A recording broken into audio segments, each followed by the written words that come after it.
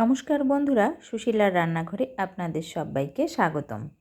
বেগুন দিয়ে পাবদা মাছের রেসিপি নিয়ে চলে এসেছি আজকের পর্বে।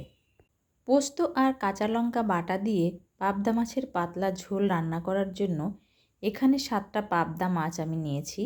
মাছ ভাজার জন্য প্রথমে স্বাদমতো লবণ দিয়ে দিলাম, আধা টেবিল চামচ হলুদ, আধা টেবিল চামচ শুকনো লঙ্কার গুঁড়ো দিয়ে 1 থেকে 2 মিনিট মাছটা ম্যারিনেট করব। মাছটা ম্যারিনেট করে নিয়েছি। এবার 5 থেকে 7 মিনিট ঢেকে রেখে মশলাটা বেটে নেব।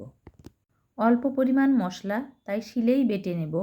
1 টেবিল চামচ পোস্ত আর দেব আধা টেবিল চামচ জিরে। 6 থেকে 7টা কাঁচা পাকা লঙ্কা দিয়ে দিলাম। এবার জল দিয়ে মশলাটা খুব মিহি করে বেটে নেব। আমি মশলাটা শিলে বেটে নিলাম, আপনারা মিক্সিতেও বেটে নিতে পারেন। সেক্ষেত্রে পোস্ত আর জিরেটা 2-3 ঘন্টা অল্প জল দিয়ে ভিজিয়ে রাখলে মশলাটা খুব মিহি বাটা হবে। মশলাটা বাটা হয়ে গেছে, একটা বাটিতে তুলে নেব। শিলের উপর অল্প জল দিয়ে এক্সট্রা মশলাটা বাটিতে তুলে রাখব। মাছটা ভাজার জন্য কড়াই গরম হয়ে গেছে। কড়াইতে 2 টেবিল চামচের একটু বেশি সর্ষের তেল দিয়ে দিলাম। তেল ভালো মতো গরম হয়ে এলে মাছটা দিয়ে দেব।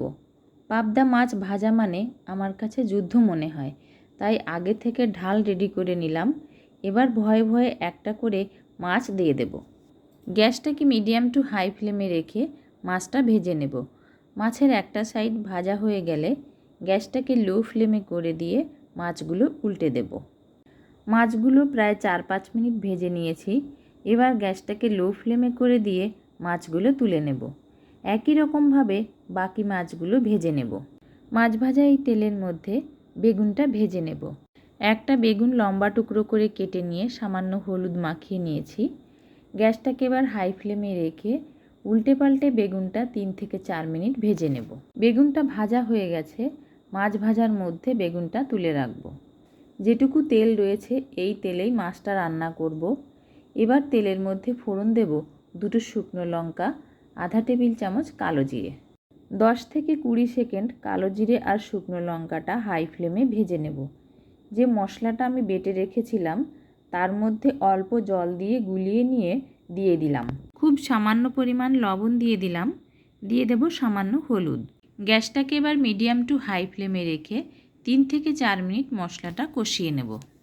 প্রায় 4 মিনিট পর মশলার বাটিটা ধুয়ে 3 বাটি জল দিয়ে দেব। এবার দেব স্বাদ মতো লবণ, সামান্য হলুদ দিয়ে দিলাম। ঝোলটা একটুখানি নাড়াচাড়া করে একটা ঢাকনা দিয়ে ঢেকে 3 থেকে 4 মিনিট ঝোলটা ফুটিয়ে নেব। 4 মিনিট পর ঢাকনাটা সরিয়ে নিলাম। এবার ভেজে রাখা মাছ আর বেগুনটা দিয়ে দিলাম। মাছ আর বেগুনটা দেওয়ার পর হালকা হাতে 10 থেকে 15 সেকেন্ড নাড়াচাড়া করে নিলাম। এবার ঢাকনা দিয়ে ঢেকে গ্যাসটাকে হাই ফ্লেমে রেখে মাত্র 3 মিনিট রান্না করব। 3 মিনিট পর ঢাকনাটা সরিয়ে নিলাম। সামান্য জিরে, পোস্ত আর কাঁচা লঙ্কা বাটা দিয়ে আপনারাও আমার মতো বাড়িতে একবার এরকম পাবদা মাছের ঝোল রান্না করে দেখতে পারেন।